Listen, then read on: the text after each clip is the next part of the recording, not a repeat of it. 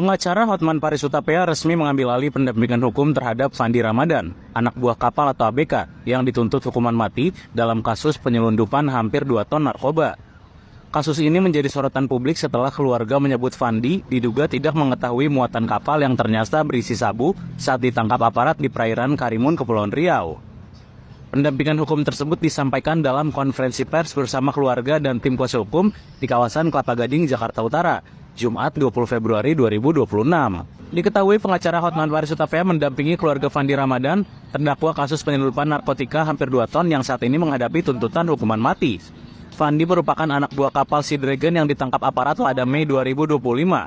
Adapun kapal tersebut diketahui mengangkut sabu seberat lebih dari 1.995.000 gram atau hampir 2 ton.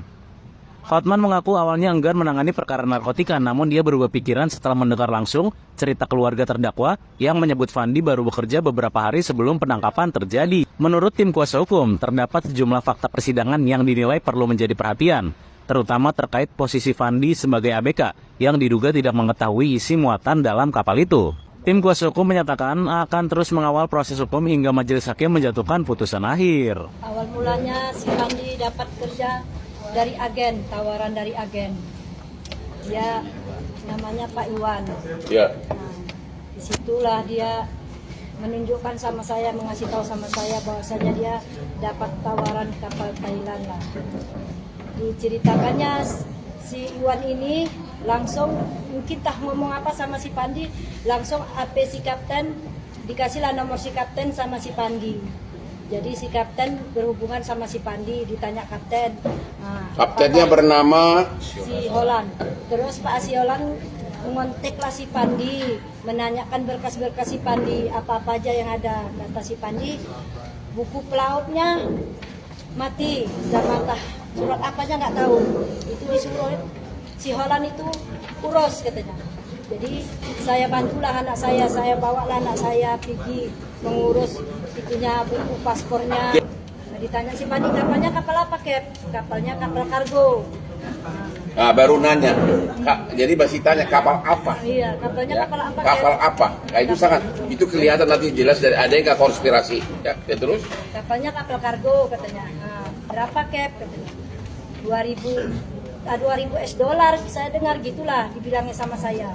Jadi ya udahlah, Kep, katanya, kalau memang itu berkas-berkas saya pun udah selesai katanya. jadi katanya berangkat tanggal 1 Mei 2025, ibu ngantar anak ibu ke rumahnya kapten. Iya, saya ikut antar. Saya tanya, Fandi udah lama kenal sama kapten? Belum, Mak. Baru inilah mau kenalannya, mau pergi inilah kenalannya. Pada Langsung saat berangkat baru kenalan secara fisik ya. Iya. Tanggal 1 Mei 2025 ya. Iya.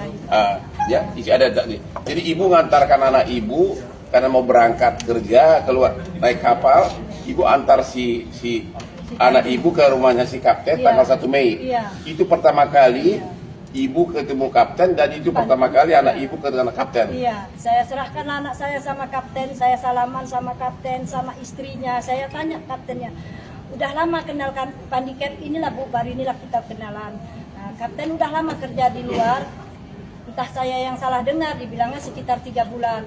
Kalau kayak gitu, Kep, saya titip Fandi ya, Kep. Saya titip Fandi, Kep. Kalau Fandi nakal-nakal, Kep, gembreng aja, Kep. Anggaplah Fandi ini, Kep, seperti anak, Kep, ya, Kep. Ya, Bu, doakan kami ya, Bu, ya, supaya berhasil. Saya tak tahu doa itu apa, berhasil itu apa. Itulah saya bilang, Fandi, hati-hati anak ya, kalau udah sampai nanti ke Thailand, bel mama, Mak. Nah, iya, Mak, katanya. Jadi surat-surat kontrak kerjanya kirim aja sama Mama. Kalau ada apa-apa nanti Mama tahu. Ya, Mak, ini surat kontrak kerjanya, Mak, ya. Kalau ada apa-apa tuntut aja, Mak, perusahaannya. Dibilangnya kayak gitu, Pak. Saya baca di BAP katanya si anak ibu ini waktu sesudah 67 bungkus ini masuk kapal nanya itu apa, kata si kapten katanya itu uang dan emas. Iya, Itu di persidangan pengakuan dari si Fandi bahwa dia pernah menanyakan itu ke kapten, diakui kapten nggak? diakui pada saat sidang diakui. Tuh, hanya dari situ aja sudah jelas. Diakui.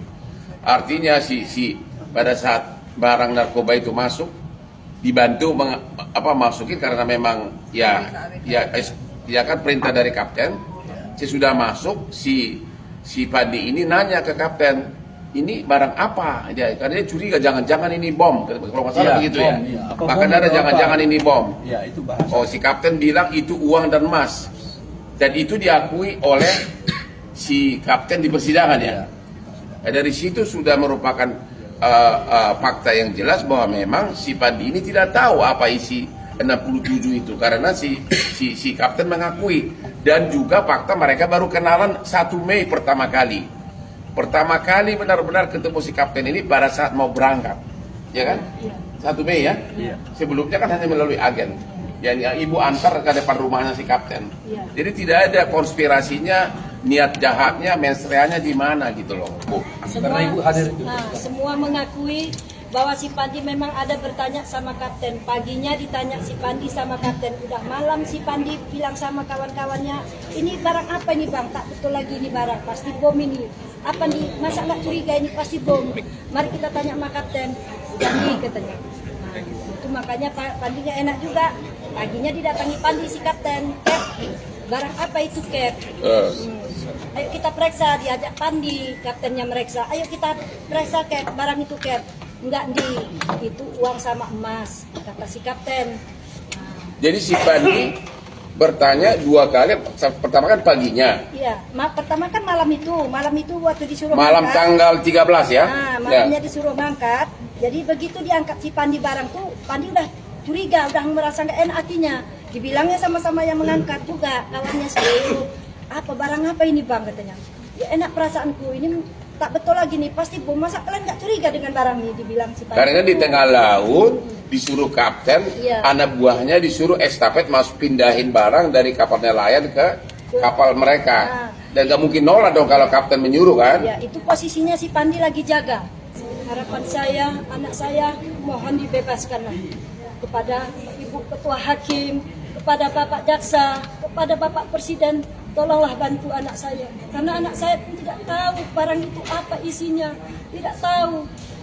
Kalau dia tahu mana mungkin dia mau ikut. Dibilangnya kalau aku tahu ini ya Cap, aku tak akan berani pergi. Mana mungkin aku mau katanya. Jadi kau harus bertanggung jawab Cap dengan diriku ini Cap. Sampai sejauh ini kalian bawa aku nggak tahu menau. Orang tua aku menyerahi sama kau Cap, bagus-bagus Cap. Ternyata kayak gini kau buat aku, kata anak saya. Jadi harapan saya dengan keterangan anak saya bahwasanya anak saya tidak terlibat, saya bermohon sama Bapak Presiden. Saya rasa saya nggak ikhlas anak saya dituntut mati karena dia tidak mengetahui itu barang, tidak terlibat dengan jaringan narkoba sebanyak itu, apalagi dia dengan posisi baru berlayar. Baru berlayar dan baru kenal kapten. Iya, baru kenal kapten. Nah, jadi di mana salahnya? Makanya saya nggak terima anak saya.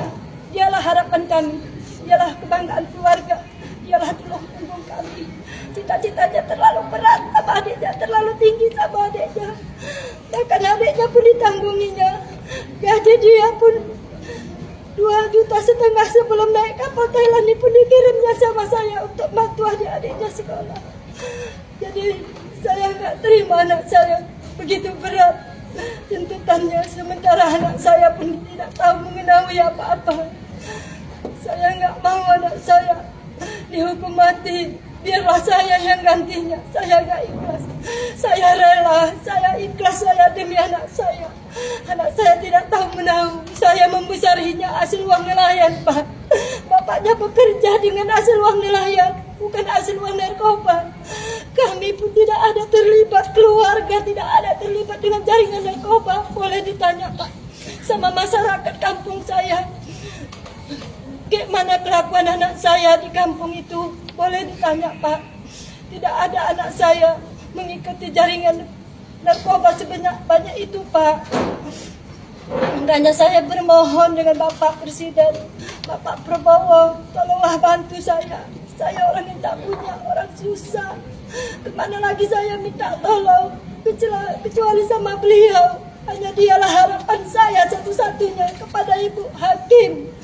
Saya mohon, anak saya tidak bersalah. Download Tribun X sekarang, menghadirkan lokal menjadi Indonesia.